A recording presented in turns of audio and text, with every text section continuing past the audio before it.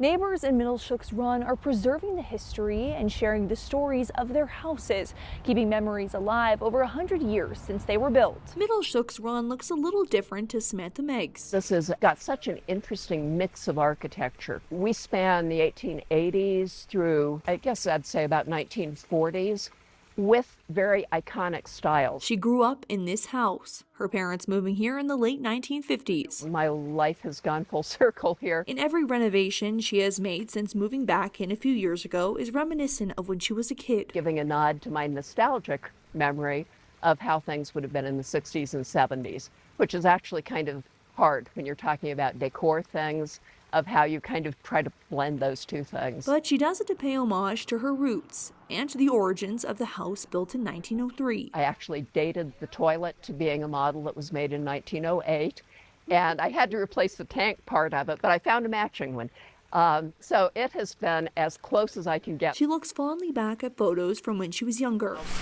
She and her neighbors are teaching each other about the history of all their houses. To help people who want to learn about the history of their house to be able to do that, because there's lots of resources, but if you don't know where to start, it's pretty overwhelming. They're documenting bits and pieces from the past online through this interactive map. People, when they learn something about their house, they can go to that map and put in the information. They can click and they can upload a picture and they can put the information about their house on that map.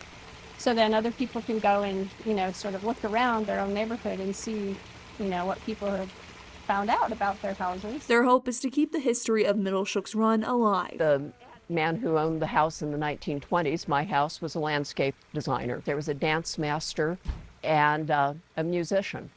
There are people that do those kind of jobs, and so that also makes the neighborhood really interesting as people do their house history and find out about that. In Middleshoeks Run, I'm Liv Wood, your Central Springs reporter.